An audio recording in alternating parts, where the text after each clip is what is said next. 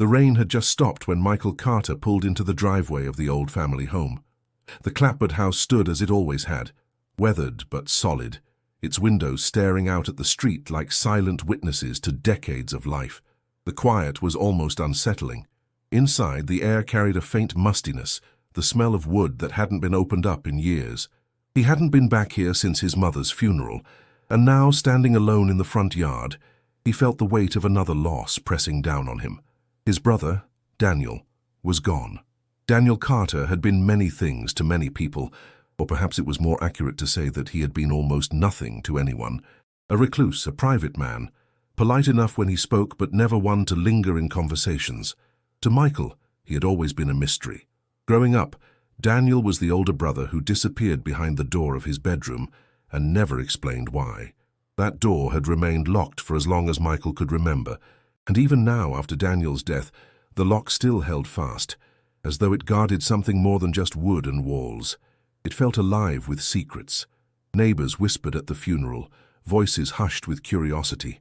Some said Daniel was odd, others that he was simply shy, but no one could say with confidence who he really was, or what he had done all those years alone in this house.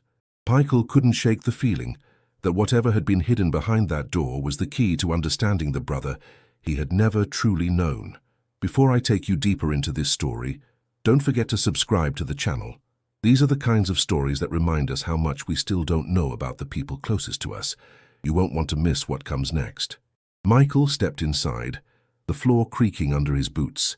He glanced around the living room, noting the old sofa his mother used to cover with a quilt, the faded rug Daniel had never bothered to replace, the television set that looked more like a relic than a working device. It was all exactly as it had been, frozen in time, only now the silence was heavier. For decades Daniel had lived here, and for decades Michael had kept his distance. The guilt of that truth twisted in his chest. He walked through the house slowly, as though each room might answer the questions piling in his mind. The kitchen smelled faintly of stale coffee, and on the counter sat a tin of sugar, untouched but still half full. A calendar on the wall hung on the month of July, its pages untouched since the day Daniel had passed. Everything around him spoke of routine, of a man who kept to himself and clung to order. Yet that one locked room upstairs broke the pattern. Standing at the bottom of the staircase, Michael could already feel the tension building. He remembered being 8 years old, tugging on the doorknob to his brother's room out of childish curiosity. Daniel had caught him, his normally quiet voice sharpened with an edge Michael had never forgotten. Never touch that door again. The memory still stung. Why had Daniel guarded it so fiercely? Michael ran his hand along the wooden banister as he climbed the stairs, his breath slow and deliberate. The hallway upstairs felt narrower than he remembered, the light dimmer. He stopped in front of the locked door, the paint around the frame chipped from years of use, the brass knob cold under his fingers. His heart beat faster, as though Daniel himself might appear to stop him again. But Daniel was gone, and Michael was left with questions he could no longer avoid. Whatever secrets lay behind that door had been carried in silence for decades. He could either turn away, let the mystery die with his brother, or he could face the truth. He placed his hand firmly on the knob and whispered under his breath, "What were you hiding, Daniel?" The door remained closed, silent and unyielding. But Michael knew this was only the beginning. The locked room was waiting. Michael lingered at the locked door upstairs, his hand still pressed against the knob, when memories began to stir like old ghosts. The house itself seemed to invite them. Every corner, every worn step, carried echoes of a childhood split between warmth and silence. He closed his eyes for a moment, and suddenly he was back in the 1980s, a boy chasing after his older brother, in this same hallway. Daniel had always been different. Where Michael was talkative, curious, and eager to explore, Daniel carried himself like someone much older than his years. Their mother, Linda, would tell Michael, "Your brother just needs space, don't take it personally." But for a child, that explanation had never been enough. Michael remembered pressing his ear against Daniel's door, hoping to hear something. Music, laughter, even just the scratching of a pencil. But more often than not, there was nothing but silence. He remembered one summer afternoon, when the sun baked the sidewalks outside and children rode their bikes through the neighborhood. Michael had begged Daniel to come outside and join them. "Dan, come on.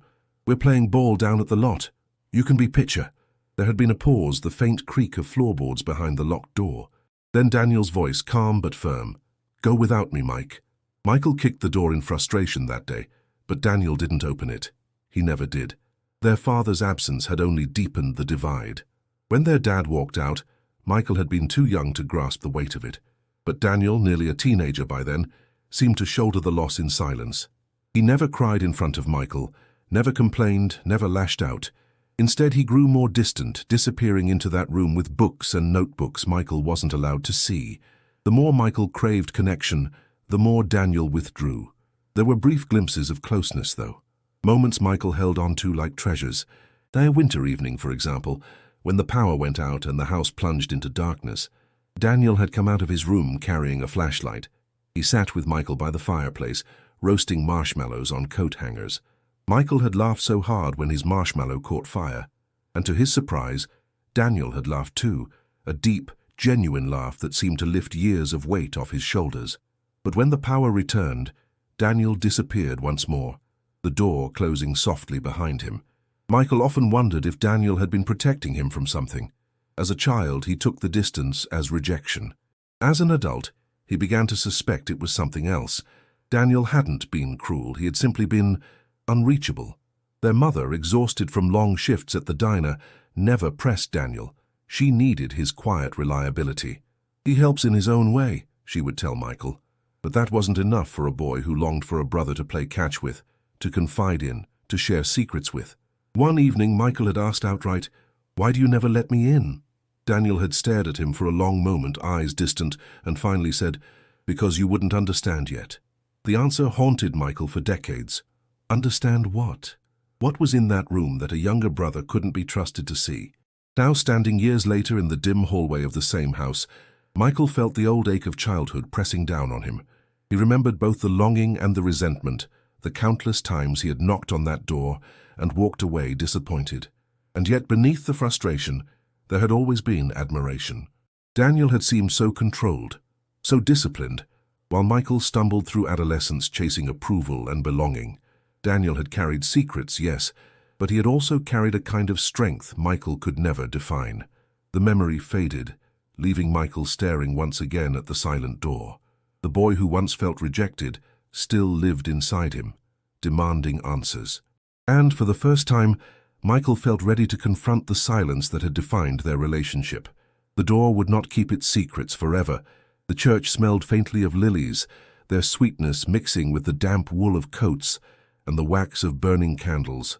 Michael sat in the front pew, his hands clasped tightly together, staring at the polished casket that held his brother. Daniel's name was etched into the program, black ink on white paper, but even seeing it there, printed so cleanly, didn't make the reality sink in.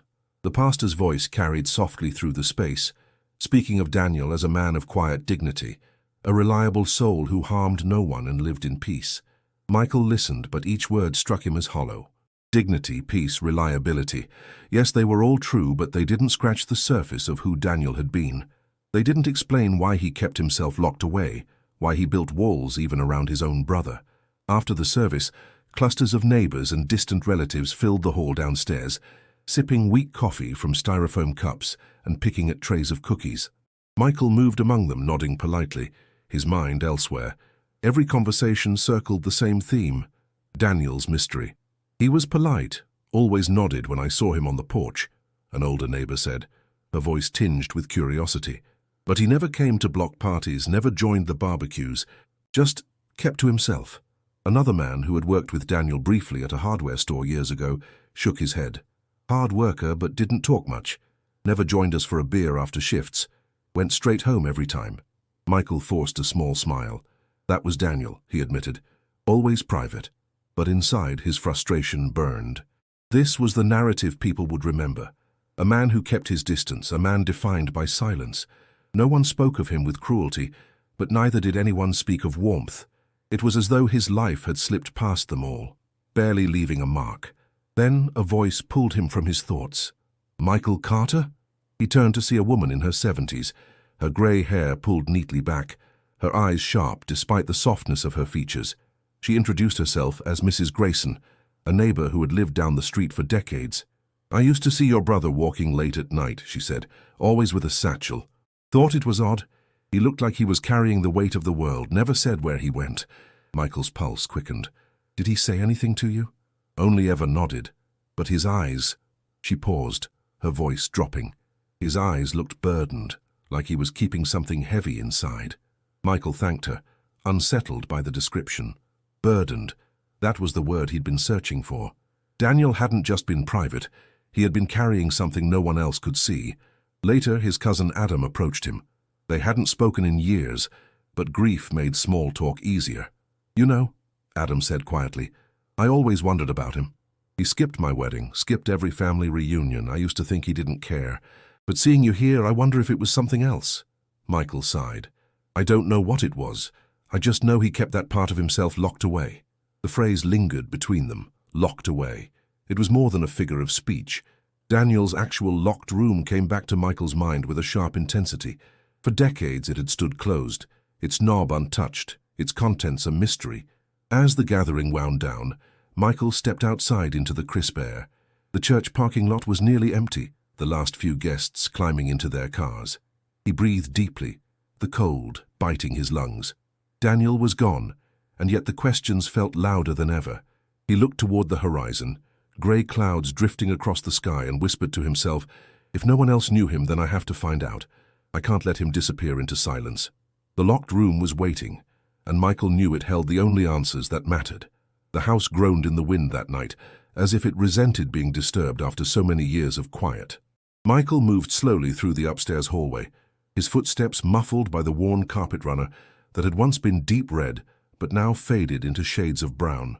His eyes stayed fixed on the door at the end, Daniel's door, the one barrier that had divided them for decades. It was strange to stand before it again. The knob, brass dulled by time, seemed ordinary to anyone else, but to Michael, it was the very heart of the mystery. He felt a throb of nervous energy as he reached out, half expecting to hear Daniel's voice booming in his head. Never touch that door again. The memory of that childhood scolding was sharp, the one time Daniel had ever spoken with true anger. Michael whispered to the empty hallway, "You're gone now, Dan. But I need to know." He pulled a small ring of keys from his pocket, found earlier in the kitchen drawer alongside old bills and faded grocery lists. Most of them were rusted, their shapes unfamiliar, but one key was thinner, scratched along the edges, the kind that might belong to a bedroom lock. He slid it into the knob, his hand trembling slightly. The sound of the metal turning was louder than he expected. A click, low and certain, echoed through the hall. His breath caught. For the first time in decades, the lock gave way. But when he pushed, the door barely budged. Something inside pressed back, heavy, as if the room itself resisted. He leaned his shoulder against it, straining. The wood creaked, dust drifting out through the crack, carrying with it a stale odor, like old paper and forgotten years. Michael stepped back, his chest heaving. "You really didn't want anyone in here," he muttered. He tried again, harder this time, and managed to open it a few inches. Through the narrow gap, the faintest sliver of darkness stared back at him. He felt both victory and dread. What if he uncovered something that would taint Daniel's memory forever? What if the mystery turned into something shameful? The thought unsettled him, but curiosity refused to let go. His hand still on the knob, Michael remembered a moment from childhood when he had been maybe 10 years old.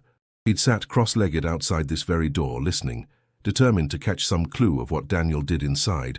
After nearly an hour, there had been only silence, until suddenly the scrape of a chair, the shuffle of papers, and then Daniel's voice, quiet, almost like a prayer. Michael hadn't been able to make out the words, but he never forgot the tone. It wasn't anger or joy. It was sorrow. That memory weighed on him now. Perhaps what lay inside was not shame, but pain. Pain his brother had chosen to carry alone. Michael pressed once more, and the door shifted another inch. Dust swirled out, catching in the dim hallway light. He coughed, his eyes watering. Something solid was definitely blocking the way from inside. Maybe a chair wedged against it, maybe a stack of boxes. Whatever it was, Daniel had left it there deliberately. Michael hesitated, palms slick with sweat. He knew crossing this threshold meant breaking the final boundary Daniel had set. For decades he had respected his brother's silence, even resented it. But now the choice was his alone. Was he ready to face what Daniel had hidden so carefully? He took a step back, his heart pounding in his ears, and whispered again, this time almost pleading, "What were you hiding from us, Dan? The door stood stubborn, slightly ajar, the secret inside straining against its own weight. Michael knew he could not turn back now. Whatever it took, he would force it open. Michael braced himself and pushed harder against the stubborn door, his shoulder digging into the wood until his muscles burned. With a groan, the door shifted, scraping against whatever obstacle Daniel had left behind. One last shove sent it flying open, just wide enough for him to slip inside. The air hit him immediately, stale, thick with dust, tinged with something he couldn't place. Not decay exactly, but the smell of years sealed away, heavy and unmoving. He coughed and waved his hand through the gloom, his eyes adjusting slowly. The first impression was unsettling. The room looked as though time had frozen in the early 90s. Faded posters of baseball teams and old rock bands hung crooked on the walls, their colors bleached. A stack of VHS tapes sat beside a clunky television, the kind no one used anymore. A desk in the corner held a lamp, its bulb long dead, beside notebooks piled in uneven towers. Michael's chest tightened. He expected chaos, maybe filth, something to justify the secrecy. But the space was preserved. Dust lay thick, yes, but everything was orderly, almost reverent. It felt less like a bedroom and more like a shrine to a life paused. "Dan," Michael whispered, his voice trembling, "why keep this locked away?" He moved slowly, each step stirring clouds of dust. The floor creaked under his weight. His eyes caught details that felt painfully personal. A baseball glove, cracked with age, a framed school certificate tucked behind a stack of papers, a record player with a record still sitting on the turntable, needle untouched for years. The bed was neatly made, though the blanket was worn thin, edges frayed. Michael ran his hand across it, leaving a trail in the dust. He imagined Daniel sitting here night after night, alone in this cocoon, while the rest of the world moved on outside. The thought made his throat tighten. Then his gaze landed on the center of the room. A trunk, dark wood, brass edges tarnished, the lock still intact. It was the only object that stood apart, commanding attention. Michael stepped closer, his pulse quickening. The trunk wasn't hidden. It was displayed almost defiantly, as if daring anyone to wonder what it contained. He knelt beside it, brushing away a layer of dust with his sleeve. His fingers lingered on the cool metal clasp. The weight of years pressed down on him. This trunk had been sealed just as firmly as the door itself, and Daniel had gone to his grave, never letting anyone touch it. Michael sat back on his heels, torn between dread and determination.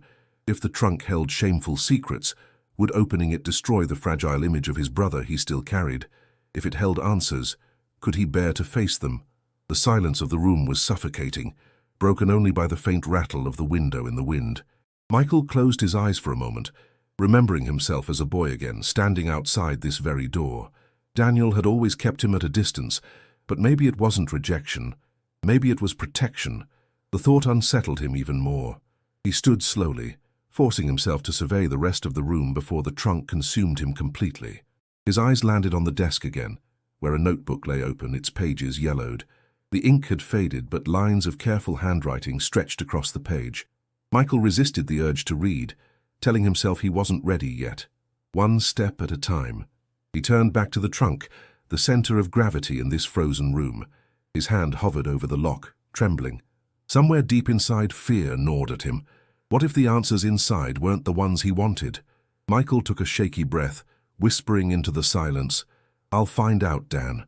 Whatever you left here, I'll face it."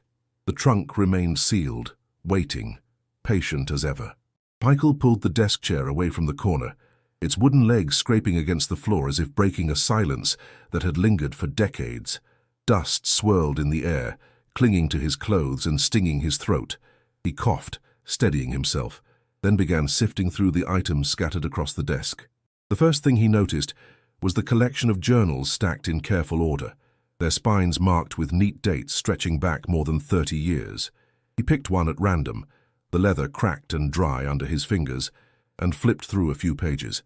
The handwriting was precise, almost meticulous, each line pressed tightly together, as though Daniel had been rationing space. Michael closed it quickly, his heart racing. He wasn't ready for the words yet. He turned to the bed, tugging at the mattress almost on instinct. Something rustled beneath it. Lifting the corner, he found a bundle of envelopes, tied together with twine. Dust coated the paper, but the handwriting leapt out at him. Different names, different addresses, all unfamiliar. Michael untied one knot, his hands clumsy with anticipation, and pulled out the first photograph. A diner. Somewhere in America, though he couldn't place it. A neon sign glowed faintly in the background, blurred by the photograph's age. Another photo showed a park with children playing, their faces smiling but strange to him. Then a factory, its smokestacks rising into a pale sky. Image after image slipped through his fingers, snapshots of places, people and lives that didn't connect to anything he knew about his brother. "Where were you, Dan?" Michael whispered. "And why didn't you tell anyone?" He sifted through more envelopes. Some contained only receipts faded to the point of illegibility. Others held postcards, unsigned and unsent. One had a folded bus schedule, worn thin at the creases, its dates long expired. The pieces formed a puzzle, but no picture yet emerged. Michael sat back on the bed, photographs scattered across his lap, his chest tightening with confusion. Daniel had never mentioned traveling. In fact, he had lived so quietly that Michael assumed he never left town at all. And yet, these fragments told another story. A man who had seen places far beyond the narrow streets of their Midwest hometown. The realization unsettled him. For years, Michael had thought of his brother as stagnant, a shadow haunting the family home, unwilling to step into the world. But these photos contradicted everything. Daniel had been out there, moving, watching, documenting. The secrecy no longer felt like reclusion. It felt deliberate. Michael rubbed his temples, trying to push through the fog of questions. Each discovery only raised more. He picked up another envelope, heavier than the rest, and slid out a stack of smaller photographs. Children again. Always different faces, never the same twice. Some stood in schoolyards, others on porches of modest homes, one holding a baseball bat too big for his frame. Michael stared at them, unsettled. None of these children looked like relatives. None were familiar at all. The silence of the room pressed closer, as though Daniel himself stood just behind his shoulder. Michael forced himself to lay the photographs back down, his hands trembling. He needed to be careful. Answers might come, but they might not be the ones he wanted. He turned his gaze toward the journals once more. The temptation to open them pulled at him, but the trunk in the center of the room loomed larger, its presence undeniable. Michael knew he couldn't tackle everything at once. For now, the photos and envelopes would have to rest. He rose from the bed, dust clinging to his shirt, and whispered into the still air, "You lived a life I never knew, Dan, and I'm going to find out why." The room seemed to hold its breath, guarding the deeper secrets that had yet to be revealed. Michael sat at the desk again, the journals stacked neatly before him like a tower of guarded memories. His hand hovered over the top one, his chest tight with hesitation. He had avoided them long enough. The photographs and envelopes raised questions, but these pages, these words, were Daniel's own. If anything could break through the silence, it would be here. He opened the first journal, its leather binding stiff, the smell of old paper rising immediately. The handwriting was small, controlled, each line pressed carefully into place. Michael leaned closer, his eyes scanning the first entry. March 14th, 1987. Took the night shift again. Can't complain. It pays. Tired, but I need to keep going. Can't stop. Not yet. Michael frowned. The entry was short, almost clipped, but it carried weight. He flipped ahead. April 3rd, 1987. Another shift at the mill. My hands ache, but that's nothing compared to what some families are going through. I can't let them down, don't care if anyone ever knows. This isn't about me. He stopped, reading the words again. Families. Who was Daniel writing about? Michael turned more pages, scanning faster now, piecing together fragments. Entry after entry spoke of long hours, exhaustion, and money set aside. Not for himself, never for himself, but for someone else. Each page carried the same undertone of sacrifice, the same quiet resolve. Michael muttered under his breath, "You were working all this time and no one knew?" The thought unsettled him. He had always believed Daniel stayed in the house, reclusive and idle. But the journals told another story. His brother had been out there, holding jobs no one spoke about, enduring labor in silence. A particular line caught his eye. "Sent the check today. Hope it helps. Wish I could do more." Michael leaned back in the chair, staring at the words. Sent the check? To who? He flipped further, tracing the years as they stretched on. The entries grew longer, more detailed. Daniel described shifts at warehouses, janitorial work, late-night security posts. He wrote about fatigue that settled deep in his bones, about nights when he nearly fell asleep on his feet, about mornings when his body screamed for rest. Yet every page ended with the same refrain. He couldn't stop. Michael whispered, "You were carrying something I never saw, Dan." He pressed his hands against his face, his mind racing. His brother had been working, sacrificing, pouring his life into what or who? The journals hinted but never spelled it out. Each mention of sending money was vague, names omitted, locations left blank. The more he read, the more the silence in their childhood made sense. Daniel hadn't been ignoring him. He had been consumed. He had chosen secrecy over explanation, maybe because he thought no one would understand. Michael turned another page and found a longer passage. "Sometimes I think about telling Mike, but what would I say? He has his own life. He doesn't need to carry this weight with me. Better to let him think I'm just quiet. Better for everyone that way." The words struck like a blow. Daniel had thought of him, had considered opening the door, letting him in, but had chosen silence instead. Michael clenched his fist, a mix of anger and sorrow welling up. His brother had protected him from something, but at the cost of their relationship. Closing the journal gently, Michael stared at the pile that remained. Decades of entries waited, each one holding fragments of a story he barely understood. But one truth was already clear. Daniel's solitude wasn't laziness or detachment. It was deliberate, a life of labor and secrecy, hidden from everyone, even family. Michael whispered into the stillness, "Who were you sending money to, Dan?" The unanswered question hung heavy, urging him deeper into the mystery. Michael's eyes kept drifting back to the trunk in the center of the room, even as the journals sat open on the desk beside him. It felt like the journals had given him a whisper of Daniel's truth, but the trunk promised something louder, something undeniable. He rose slowly, the floorboards groaning beneath his weight, and approached it as though it were a living thing. The wood was dark, worn at the edges, the brass corners dulled by years of neglect. The lock was still fastened, tarnished but sturdy. Michael knelt down, his knees pressing into the dusty floor, and ran his fingers over the surface. He whispered, "This is it, Dan. You left something here, and I need to know what." He tugged at the lock, half hoping it might be loose. It wasn't. Determined, he searched through the drawers of the desk, the corners of the closet, even under the bed, until his hand brushed against a small tin box. Inside, amid paperclips and yellowed receipts, was a tiny key. His pulse quickened. Sliding it into the trunk's lock, he felt resistance at first, then a satisfying click. He lifted the lid, a heavy creak filling the room. The smell of aged paper and musty cloth poured out, overwhelming but familiar. Inside, stacks of letters filled the space, tied in bundles with string. Receipts lay scattered between them, and a bundle of bus tickets rested near the bottom. Michael reached for the topmost letter.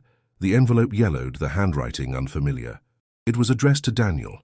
Though the return address had long since faded, he unfolded the letter with care. The handwriting was shaky but deliberate. "Thank you. You don't know what this means for us. I don't know why you're helping, but I'll never forget your kindness." Michael's brow furrowed. "Helping who?" He set it aside and pulled another from a different bundle. "Your money came just in time. The rent was overdue and we didn't know how we'd keep the lights on. You saved us again." Letter after letter echoed the same gratitude. Different names, different handwriting, different towns scattered across the Midwest. They all spoke of Daniel's quiet generosity, his support arriving when people needed it most. Michael's hands trembled as he set the letters down, his mind spinning. All those years, when he thought Daniel had withdrawn from the world, he had been connected to it in secret, supporting strangers. But why strangers? Why hide it from family? He dug deeper into the trunk, pulling free a bundle of unopened envelopes, each one neatly stacked. They were addressed to Daniel, but he had never opened them. Michael stared at them, baffled. Who leaves letters unread after so much effort to give? At the very bottom of the trunk, wrapped in a piece of cloth, he found a single photograph. A woman stood beside a child, the two of them smiling faintly at the camera. The photo was faded, but there was something haunting about it. Michael didn't recognize their faces. He whispered, "Who are you?" as if the photograph might answer. The woman's eyes seemed to hold a quiet determination, while the boy's grin was carefree, unburdened. Michael's stomach twisted. These weren't just strangers. These two meant something to Daniel. He could feel it in the way the photo had been preserved apart from everything else. He leaned back, his body heavy with questions. The photograph clutched tightly in his hand.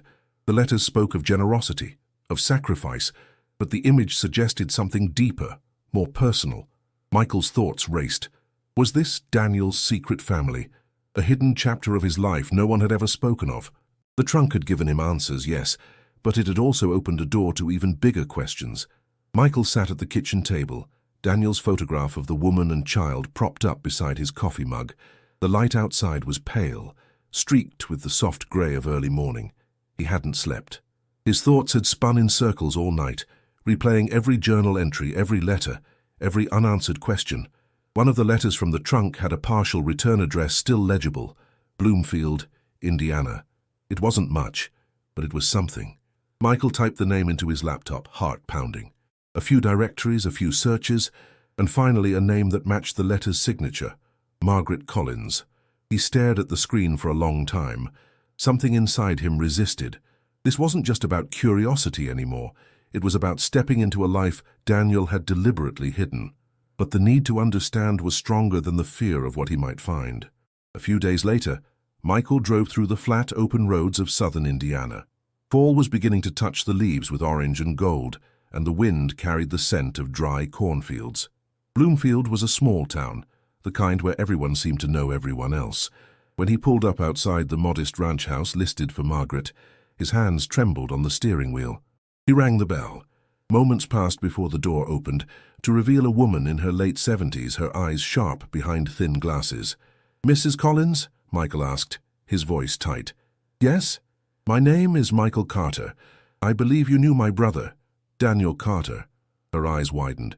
She stepped back slightly, one hand going to her chest. "Daniel," she said softly. "My God, it's been years." "Come in." The living room was cozy, filled with quilted cushions and framed photographs of grandchildren. Margaret moved slowly but with grace, and once seated, she looked at Michael with cautious curiosity. "Daniel used to help my family," she began, "back when things were hard." Michael nodded. "I found letters from you, and some photos." He showed her the picture of the woman and child. "Is this you?" Margaret's eyes softened with recognition. "Yes, that's me and my son, Dean, taken in '89, I think. Things were falling apart then. My husband had just left, and I was working 2 jobs. Daniel showed up like an answer to a prayer." "What do you mean, showed up?" "He came to our church one day, said he was passing through. Quiet man, kind. He asked if anyone in the congregation needed help. Not just charity, real help. I thought he was just being polite, but he meant it." Michael leaned forward. "And he helped you financially?" "Every month, like clockwork. I never knew how he managed it. He never asked for anything. He didn't want recognition, just left the envelope in our mailbox. Once I confronted him about it, told him we couldn't accept money from a stranger. You know what he said?" Michael shook his head. "He said, 'If I can spare it, you deserve it more than I do.' And then he smiled, that sad smile of his, and walked away." Michael's throat tightened. "Did he ever tell you why?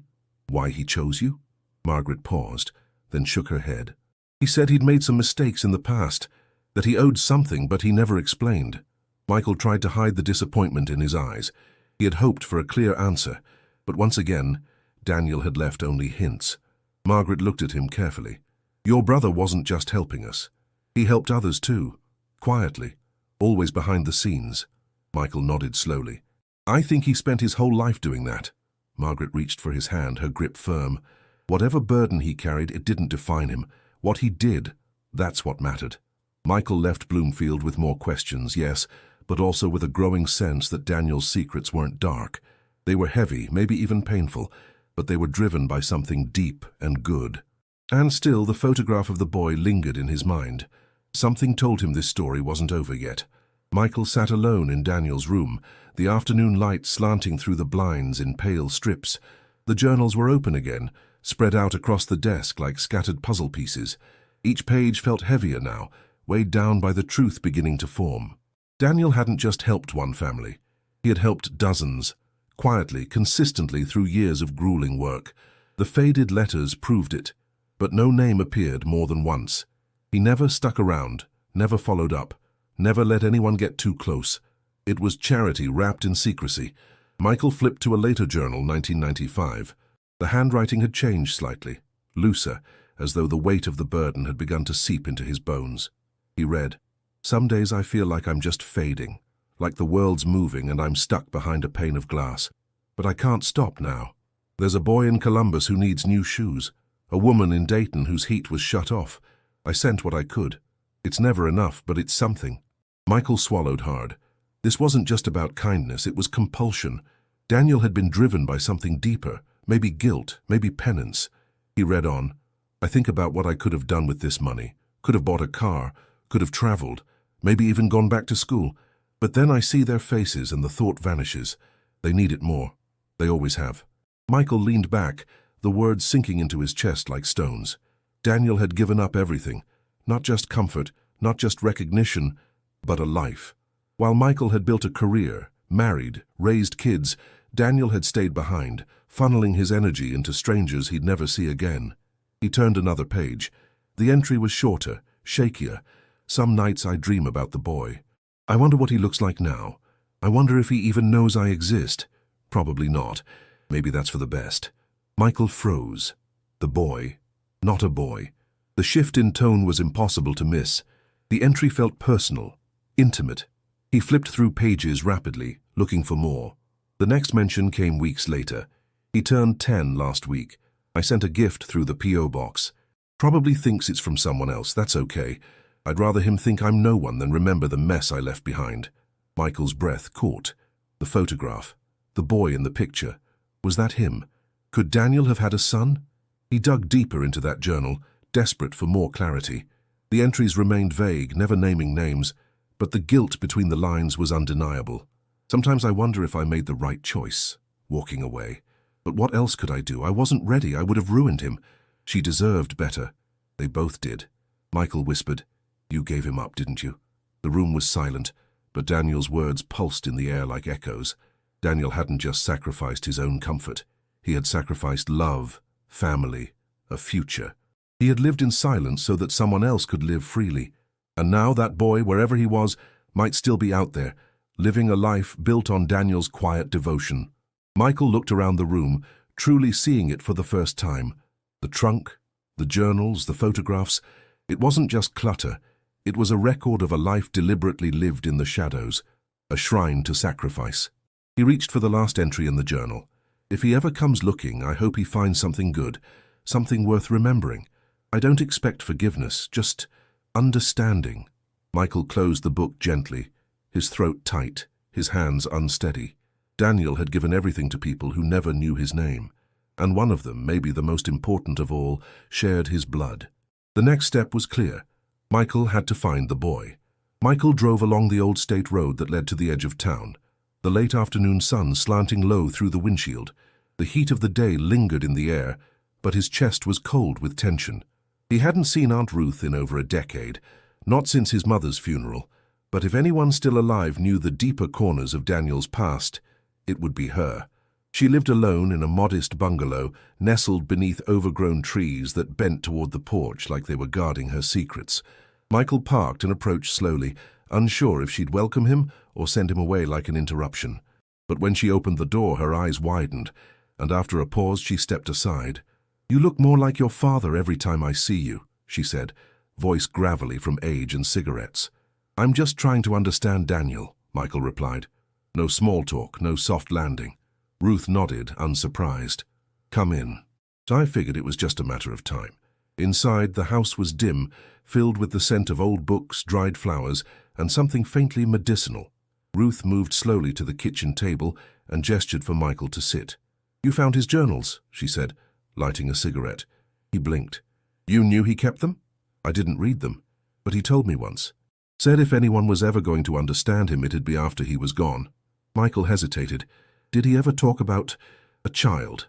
She took a long drag, exhaled, then nodded. "Yeah, he did." Michael's breath caught. "It was years ago," she said. "He came to me one night, didn't say much, just that he'd made someone pregnant and he wasn't ready to be a father. Said he walked away because it was the best thing he could do for the boy. He didn't trust himself. Said he'd ruin that child like our father ruined us." Michael stared at her. "Our father left. Daniel stayed. He never ruined anything.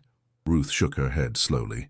He believed the damage had already been done, that he didn't know how to be anything but silent. He thought silence was safer. Michael leaned forward.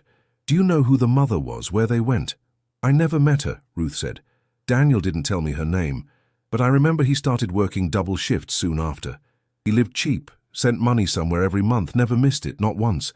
Said it wasn't a debt, it was a responsibility. Michael swallowed hard. Did Mom know?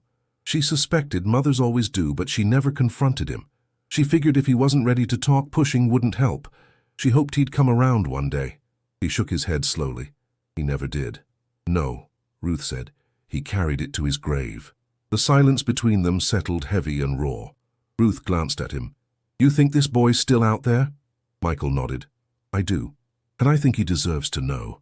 She leaned back, eyes narrowing with thought. Then find him. But don't do it out of guilt. Do it because Daniel can't anymore. Michael stood slowly, the weight in his chest both heavier and clearer now. I don't know what I'll even say if I find him. Ruth put out her cigarette and met his eyes. Start with the truth. It's more than Daniel ever gave anyone while he was alive. He left the house as the sun dipped behind the trees, Ruth's words echoing in his head. Daniel had made a choice, to give without being known, to love without claiming it. But now that silence rested in Michael's hands, and he had to decide what to do with it. Michael sat in front of his laptop, the glow of the screen painting his face in shades of fatigue and focus. The house was quiet, except for the hum of the refrigerator down the hall.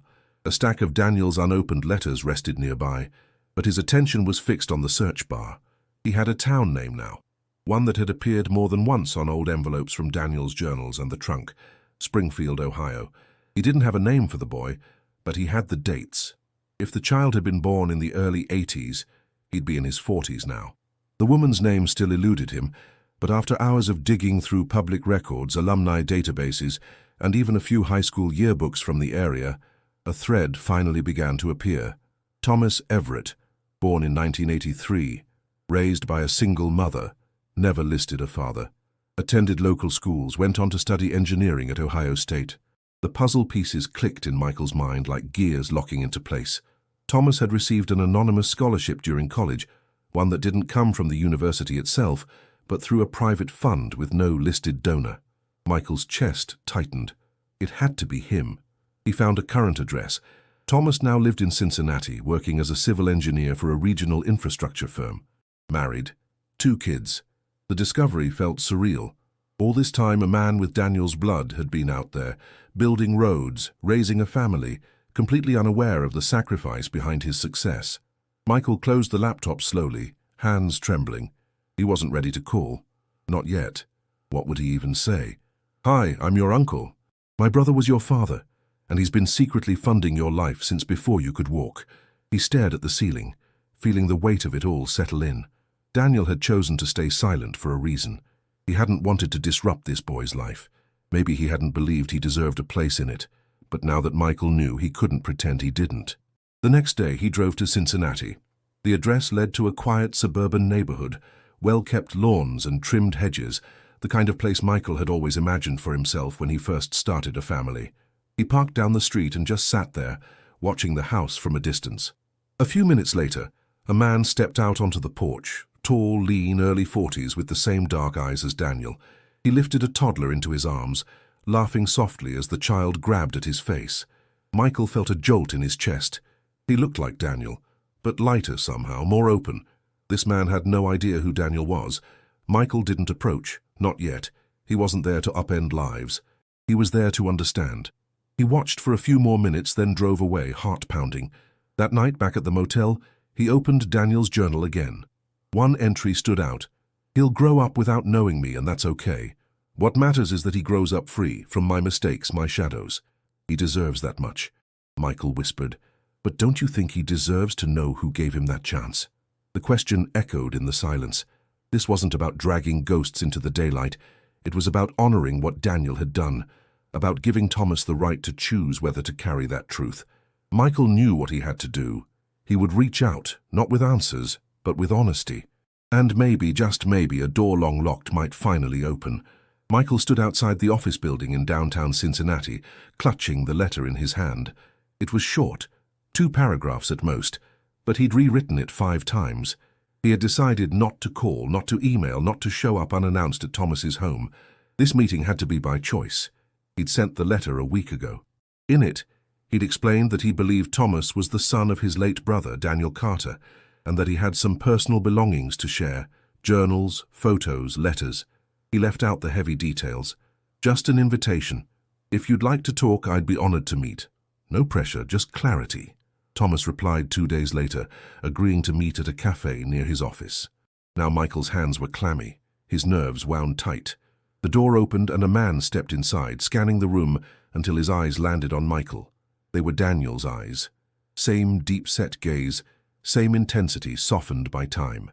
Thomas approached with a cautious smile. "Michael?"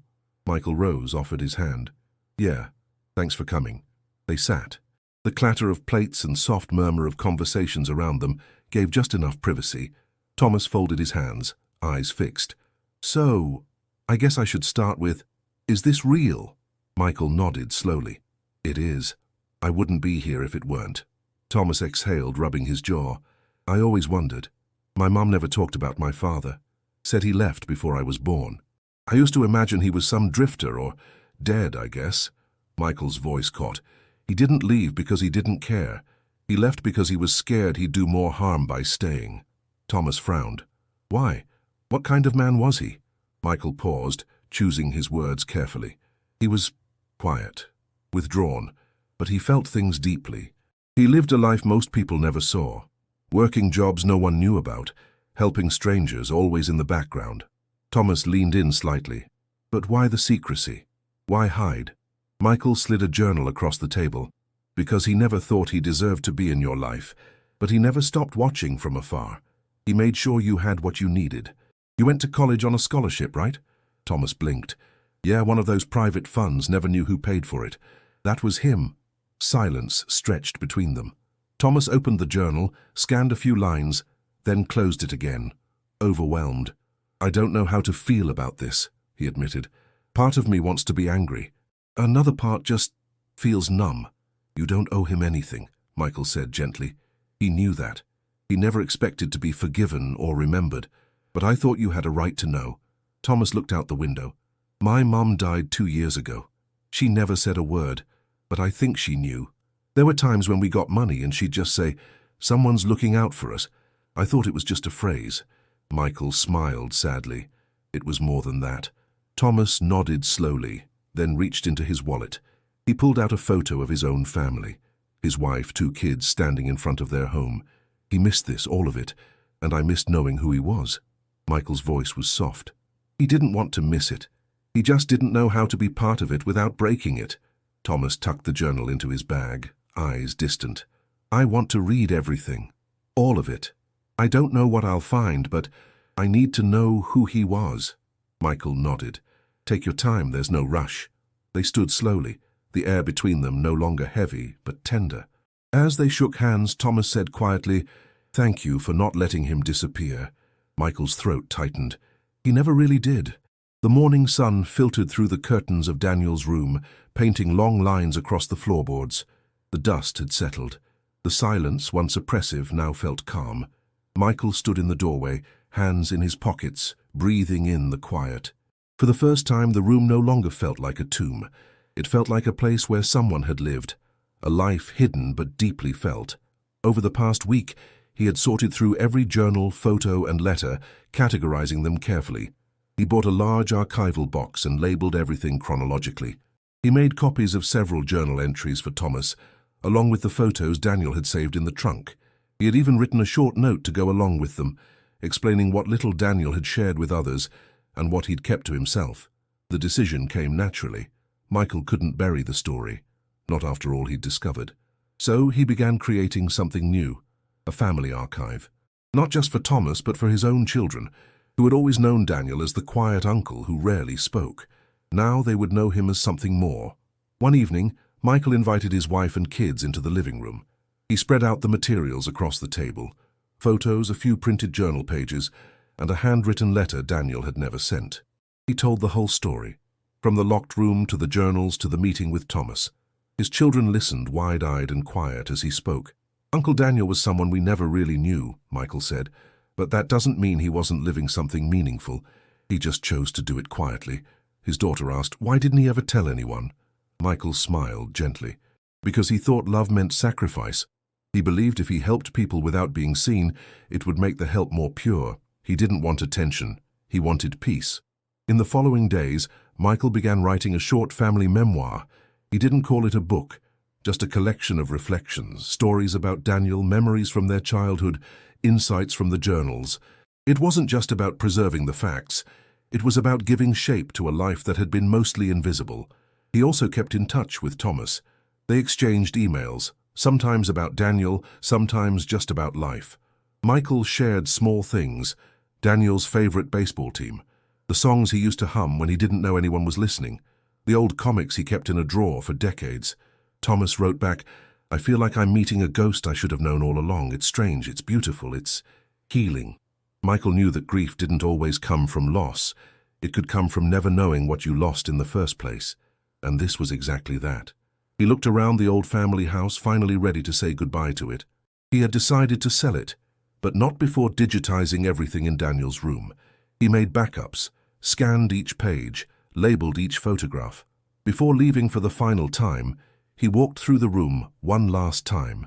He placed the archival box in the center of the desk, along with a small plaque he had engraved himself. Daniel Carter, son, brother, witness, giver, silent light. The sun was lower now, casting a warm golden hue across the room. Michael ran his fingers along the edge of the desk and let out a slow breath. He had come looking for answers. Instead, he had found depth, sorrow, and grace. Daniel hadn't lived loudly, but he had lived meaningfully. That mattered.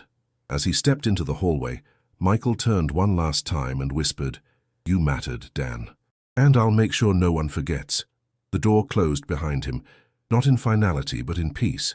Michael walked across the soft grass of the cemetery, the morning light cool and golden on his face. The air was crisp, the sky clear, one of those rare fall days that felt both new and nostalgic. He carried a small envelope in his jacket pocket, worn from being opened and closed too many times, and a framed photograph in his hand. He found the stone easily now. Daniel Carter, 1961-2023. No epitaph, no inscription. Just the name and years, as quiet and unassuming as the man himself. But Michael had brought something to change that. He knelt, resting the frame gently against the base of the headstone. The photo showed Thomas and his young family, standing together in their backyard, smiling into the camera. On the back, Thomas had written a simple note, For the man who gave us more than we'll ever know. Michael cleared his throat and spoke softly. I met him, Dan. I found him. He's a good man. He built a life you would have been proud of, and now he knows who helped make it possible. He pulled the envelope from his pocket and opened it one last time. Inside was a short letter, Daniel's last entry, never dated, found folded into the back of the final journal. Michael read aloud, If someone finds this, I hope it means I mattered, not for what I said, but for what I chose to do. I didn't live loudly. I didn't always live well, but I tried to make the world softer for the people who crossed my path. If that's worth anything, then maybe I did okay. Michael folded the letter and tucked it beneath the photo, pressing his palm against the grass. You did more than okay, Dan. You gave your life to others, quietly, relentlessly. And now we finally see you. He stood, his chest tight with emotion, but lighter than it had been in weeks. As he walked back to his car, his phone buzzed. A message from Thomas. Kids want to meet their great uncle one day. I told them he was the strongest man I never met. Michael smiled. You will, he whispered. Through every word he left behind, back home he uploaded the final scans of Daniel's journals into the digital archive. The memoir was complete. The story was no longer trapped in a locked room. It was living, breathing, shared. Later that evening, as he sat on the porch with a cup of coffee, his daughter joined him.